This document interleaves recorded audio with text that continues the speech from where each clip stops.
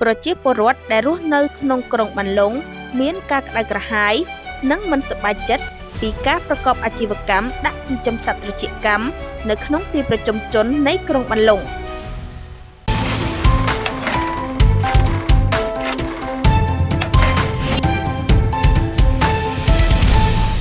ខេត្តរតនគិរីដោយមានការចង្អុលបង្ហាញពីរដ្ឋបាលខេត្តរតនគិរីកាលពីថ្ងៃទី5ខែឧសភាឆ្នាំ2025រដ្ឋបាលក្រុងបានលុងបានចេញសេចក្តីជូនដំណឹងចំនួន1ច្បាប់ស្តីពីការផ្អាកប្រើប្រាស់ឧបករណ៍បំពងសំឡេងផ្ទះត្រចៀកកម្មដែលប៉ះពាល់ដល់ការរស់នៅរបស់អ្នកជិតខាងជាបណ្ដោះអាសន្ននៅក្នុងលិខិតនៃសេចក្តីជូនដំណឹងនោះបានបញ្ជាក់ថាយោងអនុក្រឹត្យស្តីពីការបំពុលខ្យល់និងការរំខានដោយសំឡេងរដ្ឋបាលក្រុងបានលុងមានកិត្តិយសសូមជម្រាបជូនលោកស្រីម្ចាស់អាជីវកម្មផ្ទះត្រចៀកកម្មក្នុងភូមិសាស្ត្រក្រុងបានលុងជ្រាបថាតាមការសង្កេតពិនិត្យឃើញថាបច្ចុប្បន្នក្រុងបានលុងផ្ទះត្រចៀកកម្មត្រូវបានសាងសង់និងប្រកបអាជីវកម្មជាបន្តបន្ទាប់ដោយមិនទាន់មានច្បាប់អនុញ្ញាតពីជំនាញពាក់ព័ន្ធបានពេញលេញនៅឡើយទន្ទឹមនឹងនេះចំណុចដែលគួរឲ្យកត់សម្គាល់ផ្ទះត្រចៀកកម្មដែលបាននិងកំពុងប្រកបអាជីវកម្មក្នុងទីប្រជុំជនបានបង្កផលប៉ះពាល់ដោយសារសំឡេងរំខានដល់ការរស់នៅប្រចាំថ្ងៃរបស់អ្នកជិតខាងក្នុងន័យនេះដើម្បីទប់ស្កាត់នៅផលប៉ះពាល់រដ្ឋបាលក្រុងបានលុងសូមស្នើដល់ម្ចាស់អាជីវកម្មផ្ទះត្រចៀកកម្មទាំងអស់ផ្អាកការបំពងសំឡេងជាបណ្ដោះអាសន្នដោយម្ចាស់អាជីវកម្មត្រូវបំពេញបែបបទស្នើសុំទៅជំនាញពាក់ព័ន្ធរហូតដល់មានការអនុញ្ញាតជាផ្លូវការរាល់ការខកខានមិនបានអនុញ្ញាតតាមខ្លឹមសារនៃសេចក្តីជូនដំណឹងនេះរដ្ឋបាលក្រុងបានលុងនឹងចាត់វិធានរដ្ឋបាលទៅលើទីតាំងអាជីវកម្មផ្ទះត្រចៀកកម្មទាំងនោះចាប់ពីថ្ងៃសុក្រ13កើតខែពិសាខឆ្នាំម្សាញ់សព្វស័កពុទ្ធសករាជ2568ត្រូវនឹងថ្ងៃទី9ខែឧសភាឆ្នាំ2025តទៅរដ្ឋបាលក្រុងបានលុងសង្ឃឹមនិងជឿជាក់យ៉ាងមុតមមថាលោកស្រីជាម្ចាស់អាជីវកម្មនឹងចូលរួមអនុវត្តតាមខ្លឹមសារនៃសេចក្តីជូនដំណឹងនេះប្រកបដោយប្រសិទ្ធភាពខ្ពស់ចាប់ពីថ្ងៃជូនដំណឹងនេះតទៅរដ្ឋបាលក្រុងបានលុងចម្លងជូនរដ្ឋបាលខេត្តរតនគិរីក្រុមប្រឹក្សាក្រុងបានលុងដើម្បីគោរពជូនជ្រាបកម្លាំងប្រដាប់អាវុធទាំង3ប្រភេទថ្នាក់ក្រុងរដ្ឋបាលសង្កាត់ទាំង4ដើម្បីសហការអនុវត្តឯកសារកាលប្រវត្តិក្រោយពីចេញសេចក្តីជូនដំណឹងនេះបានមួយថ្ងៃនៅថ្ងៃទី6ខែឧសភាឆ្នាំ2025រដ្ឋបាលក្រុងបានលុងរួមសហការជាមួយនឹងកម្លាំងជំនាញពាក់ព័ន្ធបានចុះទៅធ្វើការផ្សព្វផ្សាយណែនាំដល់ម្ចាស់អាជីវកម្មផ្ទះត្រចៀកកម្មតាមសេចក្តីជូនដំណឹងខាងលើដែលមានទីតាំងនៅក្នុងក្រុងបានលុងខេត្តរតនគិរីបានចំនួន5ទីតាំងលោកហងីអាយុ42ឆ្នាំជនជាតិខ្មែរមានទីលំនៅបច្ចុប្បន្នភូមិជ័យជំនះសង្កាត់ឡាបន្សៀកក្រុងបានលុងខេត្តរតនគិរីនៅថ្ងៃទី7ខែឧសភាឆ្នាំ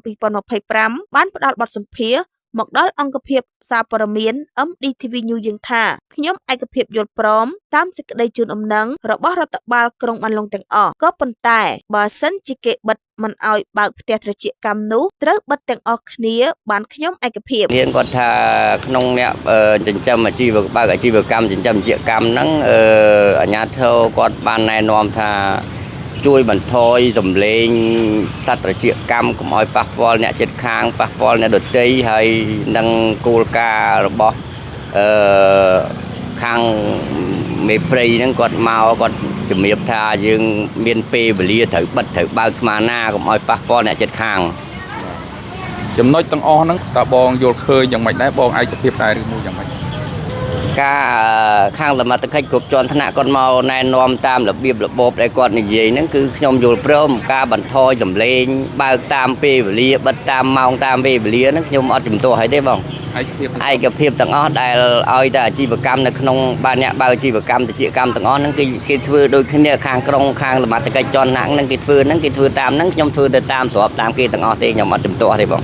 ចុះបើសិនជាអាជ្ញាធរយើងផ្អាកមិនឲ្យបងចិញ្ចឹមមានន័យថាឲ្យបិទទាំងស្រុងតើបងយល់ព្រមអត់ខ្ញុំមិនអាចធ្វើបានទេបងព្រោះវាតើតែអាជ្ញាធរហ្នឹងគេហៅគ្នាប្រជុំនៅក្នុងអាជីវកម្មទាំងអស់គ្នាតាំងយ៉ាងម៉េចបានខ្ញុំឆ្លើយតបទៅតាមគេនឹងបានព្រោះខ្ញុំអត់ហ៊ានសម្រេចយ៉ាងម៉េចទេបង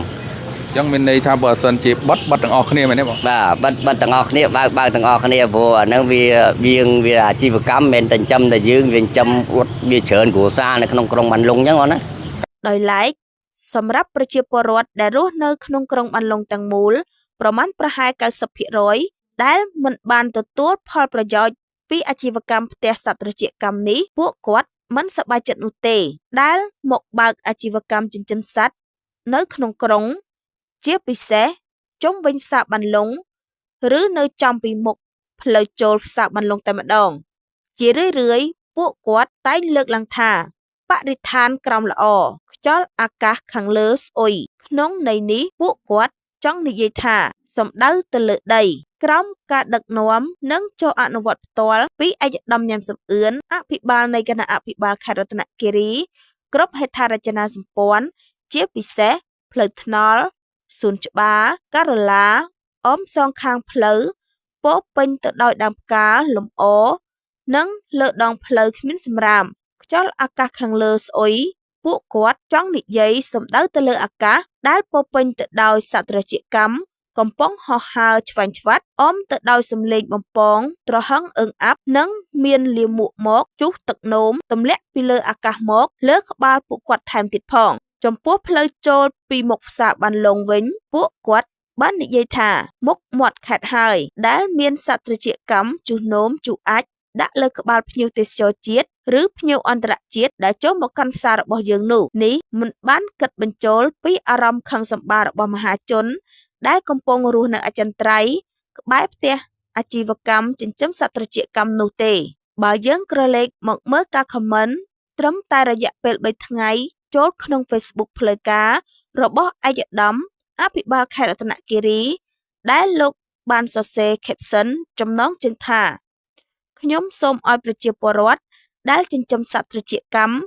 នៅក្នុងក្រុងបានលុងឬក្នុងទីប្រជុំជនផ្សេងទៀតមេត្តាយោគយល់ដល់ប្រជាពលរដ្ឋដែលមានទីលំនៅឋានក្បែរផងព្រោះវារំខានសំឡេងខ្លាំងណាស់មនុស្សចាស់សម្រានមិនបានក្មេងរៀនមិនកើតការខមមិនទាំងអស់បើផ្ទៀងផ្ទាត់មើល 99.9% គឺមានការខឹងសម្បារនិងមិនឯកភាពឲ្យប្រកបអាជីវកម្មដាក់ចិញ្ចឹមសត្វត្រចៀកកម្មនៅក្នុងទីប្រជុំជនក្រុងបានលុងជាពិសេសជុំវិញផ្សារបានលុងនោះឡើយ